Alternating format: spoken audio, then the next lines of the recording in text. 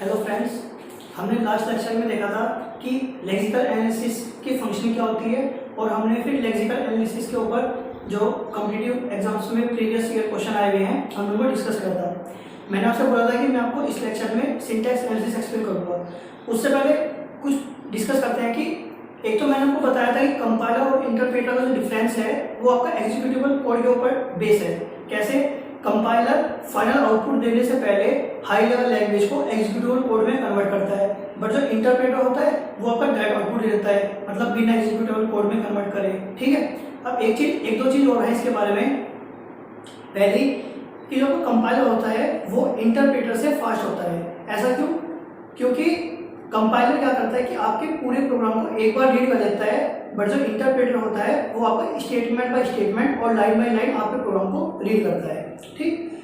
अब गाइस जो इंटरप्रेटर होता है वो आपका ज़्यादा अच्छा एरर एनालिसिस करता है एज कम्पेयर टू कंपाइलर। उसका रीजन भी सेम यही है, क्योंकि इंटरप्रेटर आपका लाइन बाय लाइन को प्रोग्राम पढ़ता है तो वो एरर को ज़्यादा अच्छी तरह हैंडल कर लेगा।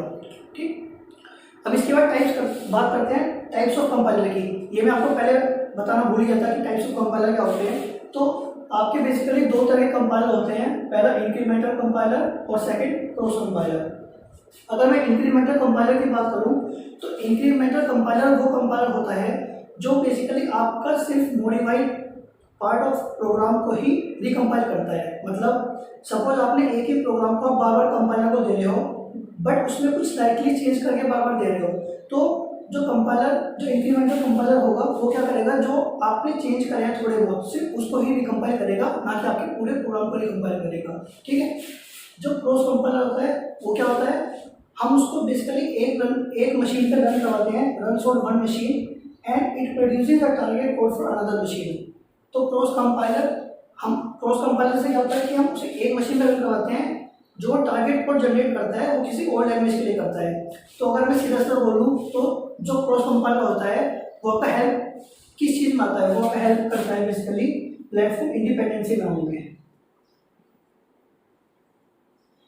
ठीक। इसका क्या मतलब है, मतलब प्लेटफॉर्म इंडिपेंडेंट कर दिया। ऐसा क्यों? क्योंकि जब उसने जो मशीन कोड जो प्रोड्यूस करा वो किसी अनदर मशीन के लिए करा है, जो एग्जीक्यूटेबल कोड ने जनरेट करा, तो इसलिए हम क्रॉस कंपाइलर की हेल्प से प्लेटफॉर्म इंडिपेंडेंसी जैसा फीचर को अचीव कर सकते हैं। ठीक है। अब अगर मैं कंपाइलर में लैंग्वेज की बात करूँ तो आपकी तीन तरह की लैंग्वेज होती हैं। पहले source language, target language and implementation language. Source language वो लैंग्वेज होती है जो जिसमें हम अपना हाई लेवल लैंग्वेज प्रोग्राम लिखते हैं। ठीक। टारगेट लैंग्वेज जिसमें आपका मशीन कोड लिखा होता है, और इम्प्लीमेंटेशन लैंग्वेज जिसमें आपका कंपाइलर लिखा होता है, इन द कंपाइलर एडिटर। ठीक। अब हम क्या करते हैं, इन तीनों को एक टी शेप फिगर से फिगर आउट करते हैं, जिसमें आपका एस यहाँ पे डिफाइन कर रहा है कि सोर्स लैंग्वेज को, ये टी कर रहा है आपका टारगेट लैंग्वेज को, और ये आई है बेसिकली इम्प्लीमेंटेशन लैंग्वेज।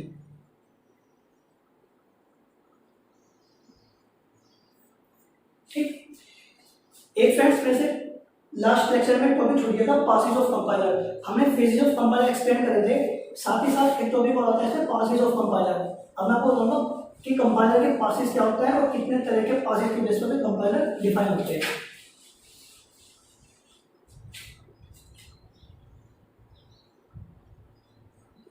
अगर पासेज की बात करें तो पासेज का क्या मतलब है, जब आपके एक से ज्यादा फेज को हम इकट्ठा कर देते हैं, इकट्ठा होकर वो एक मॉड्यूल बना लेंगे और हम उस मॉड्यूल को बोलते हैं पास। ठीक है। मतलब व्हेन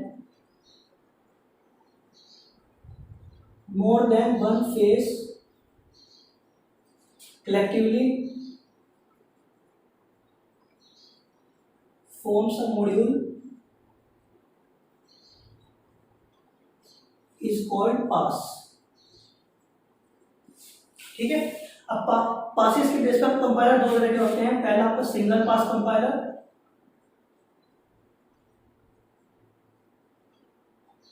सेकंड आपका मल्टी पास कंपाइलर।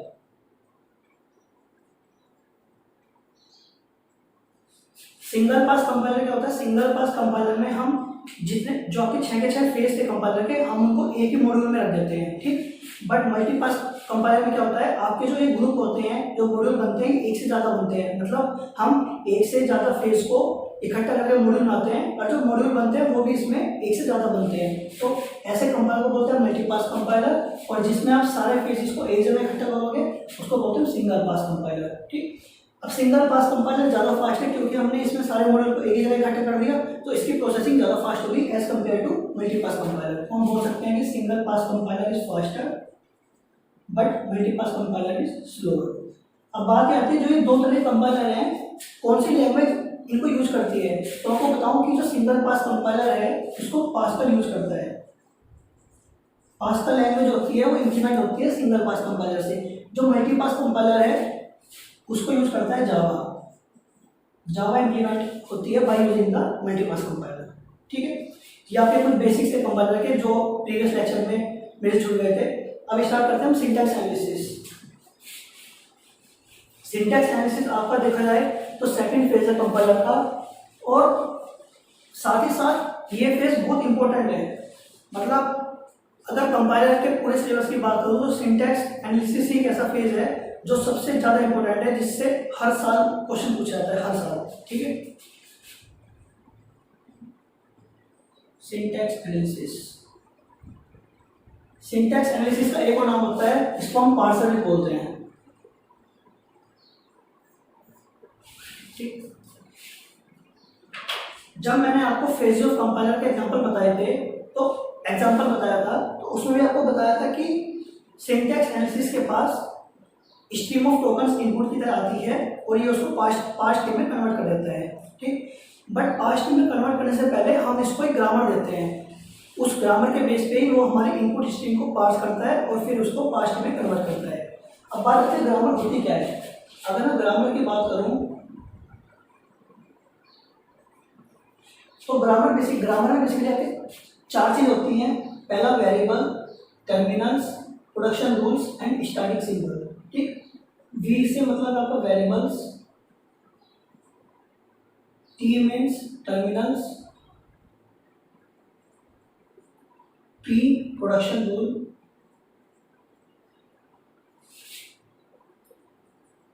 और एस मीन्स स्टैटिक सिंबल।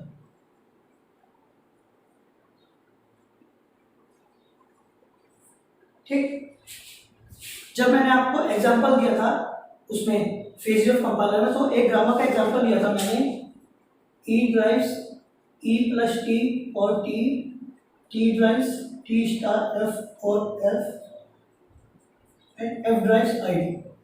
ठीक, सबसे पहले आपको बताता हूँ कि इस ग्रामर में जो ये चार चीज़ हैं ये कहाँ पे डिफाइन होती है। सबसे पहले बात करते हैं वेरिएबल्स की। वेरिएबल्स आपकी ग्रामर में जितने भी कैपिटल अल्फाबेट्स लिखे होते हैं, कैपिटल से लिखे होते हैं, उनको हम बोलते हैं वेरिएबल्स। तो अगर मैं इस ग्रामर में बात करूँ तो आपका ये ई टी एफ ये आपके तीन होते हैं वेरिएबल्स। ठीक, टर्मिनल्स आपके जो स्मॉल होते हैं, जैसे आपके आई डी, टर्मिनल्स की हेल्प से बेसिकली आपकी कोई भी जब आपका पार्सर गिवन इनपुट स्ट्रीम को पास करता है तो टर्मिनल्स की हेल्प से ही वो जो डेरिवेशन होता है वो टर्मिनेट होता है, वरना तो टर्मिनेट नहीं होगा, क्योंकि ये तो हमेशा कुछ ना कुछ ड्राइव कर ही रहे हैं, तो टर्मिनेट करने के लिए कोई ना कोई ऐसी चीज चाहिए ना, तो यहाँ पे इसलिए इन्हें बोलते हैं टर्मिनल्स। ठीक, अब प्रोडक्शन रूल जो ये आपकी होते हैं ना, E drives E plus T या फिर E drives T drives T star F, इनको बोलते हैं प्रोडक्शन रूल। और स्टार्टिंग सिंबल वो सिंबल होता है जिससे आपका डेरिवेशन ट्री या फिर जब हम पार्सिंग करते हैं तो वो स्टार्ट होते हैं, तो यहाँ पे आपका E is the starting symbol. ठीक है, अब मैं आपको एग्जांपल लेके दिखाता हूँ कि बेसिकली कोई अगर आपको ग्रामर दी हुई है और उससे हमें अगर कोई इनपुट स्ट्रीम को पास करवाना है तो हम कैसे करवाते हैं और कैसे हम उस स्ट्रीम को ड्राइव करते हैं using with the help of grammar. ठीक है,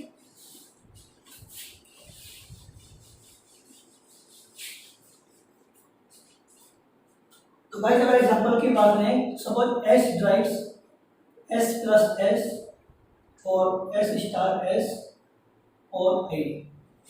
ठीक, अब मैंने एक इनपुट स्ट्रिंग दे दी है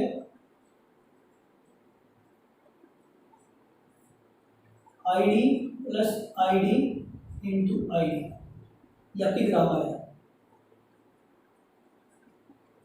ठीक है, अब मैंने आपको ये बोला कि आपको इस ग्रामर की हेल्प से इस इनपुट स्ट्रिंग को पास करना है, तो कैसे करेंगे। अब देखो, सबसे पहले मुझको आईडी प्लस आईडी चाहिए। तो अगर मुझे प्लस वाला ऑपरेटर चाहिए तो प्लस वाला ऑपरेटर कौन से रूल से आ रहा है इसमें, H drives S plus S से, ठीक है।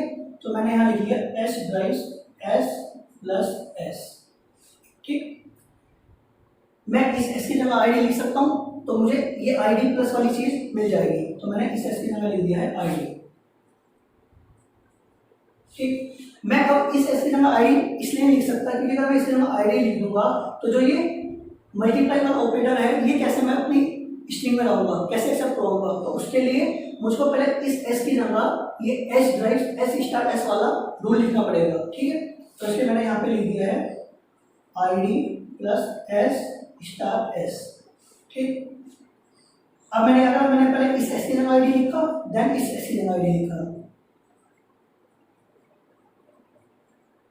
यहाँ पे मैंने आईडी लिख दिया, अभी मैंने इसको ऐसे ही छोड़ दिया, और फाइनली मैंने ID plus ID into ID, ठीक। वहां पे देखा कि इस ग्रामर की हेल्प से आपकी ये इनपुट स्ट्रिंग पास हो गई, ठीक। अब आप में कुछ लोग बोल सकते हैं कि हमने पहले इसी इधर वाले एस को हमने क्यों लिखा था, मतलब मैंने सबसे पहले इधर वाले एस को आईडी में क्यों कन्वर्ट करा था, मैं तो पहले इस वाले को भी कर सकता हूँ, बिल्कुल सही बात है। तो करके देखते हैं। अब सपोज मैंने लिखा H drives S plus S, ठीक।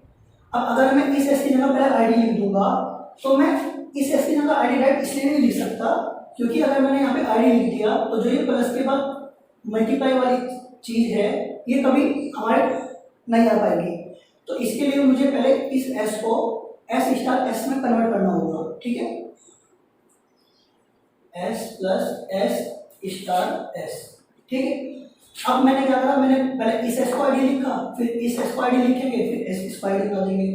यहाँ पे आ रहा मैंने S plus S into ID, S plus ID into ID और आईडी प्लस आईडी, ठीक। अब आप ये बोलोगे कि जब मैंने सबसे पहले इस वाले एस से स्टार्टिंग करी थी आगे बढ़ने के लिए, जब भी मेरी इनपुट स्ट्रिंग आ गई है, और जब मैंने इस वाले एस से स्टार्टिंग करी जब भी मेरी इनपुट स्ट्रिंग आ गई। अब अंतर क्या है, अंतर क्या है कि जब भी मैं किसी प्रोडक्शन रूल के सबसे लेफ्ट मोस्ट वेरिएबल को कन्वर्ट करूंगा, मैंने यहाँ पे सबसे लेफ्ट मोस्ट वेरिएबल यही तो है इसमें एस, जब मैं इसको आईडी में कन्वर्ट करूंगा तो हम ऐसे डेरिवेशन को बोलते हैं लेफ्ट मोस्ट डेरिवेशन,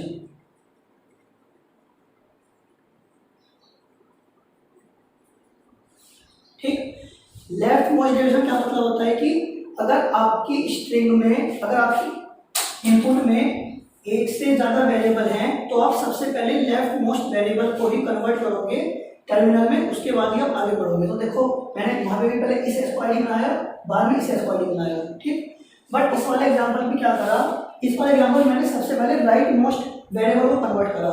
मैंने पहले इस एस को कन्वर्ट करा एस स्टार एस में, फिर मैंने इस एस को कन्वर्ट करा, फिर इस एस को, और फिर इस वाले को, ठीक। तो हम ऐसे डेरिवेशन को बोलते हैं राइट मोस्ट डेरिवेशन,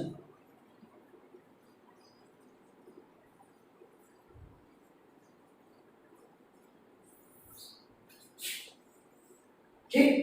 अब बात आती है कि लेफ्ट मोस्ट डेरिवेशन और राइट मोस्ट डेरिवेशन में देख लिया, इसका मतलब क्या है गाइस। अगर कोई ऐसी ग्रामर है जिसकी हेल्प से अगर हम कोई भी इनपुट स्ट्रिंग को पास कर रहे हैं और वो लेफ्ट मोस्ट डेरिवेशन से भी आपकी इनपुट स्ट्रिंग आ रही है और राइट मोस्ट डेरिवेशन से भी वो इनपुट स्ट्रिंग आ रही है, तो हम ऐसी ग्रामर को बोलते हैं एम्बिगुअस ग्रामर।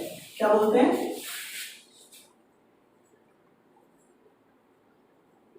एम्बिगुअस ग्रामर, ठीक।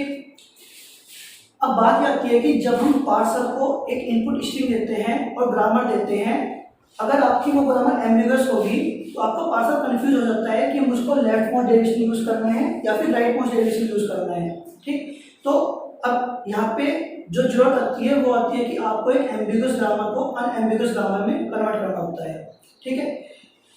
तो अब मैं आपको बताऊं इसमें कि सबसे पहली बात तो ऐसी कोई एल्गोरिथम नहीं है जिस एल्गोरिथम से आप ये चीज पता लगा सकते हो कि आपकी जो गिवन ग्रामर है वो एम्बिगुअस है या नहीं है। और साथ ही साथ ऐसी भी कोई एल्गोरिथम नहीं है जिसको यूज करके आप किसी एक एम्बिगुअस ग्रामर को अनएम्बिगुअस ग्रामर में कन्वर्ट कर सकते हो। ठीक, तो गाइस अब हम नेक्स्ट सेशन में देखेंगे कि हम कैसे पता लगाते हैं कि कोई ग्रामर एम्बिगुअस है या नहीं है और हम उसको अनएम्बिगुअस में कैसे कन्वर्ट करते हैं। सो गाइस अगर आपको वीडियो अच्छी लगी हो तो वीडियो को लाइक करें, अपने दोस्त का शेयर करें और चैनल को सब्सक्राइब कर लें। और साथ ही साथ आपको डिस्क्रिप्शन बॉक्स में टेलीग्राम चैनल का एक लिंक दिया हुआ है, उसको भी ज्वाइन कर लें। वहाँ पे आपकी मैं क्वेरीज को इंडिविजुअली रिसॉल्व करूँगा। ठीक, थैंक यू गाइस।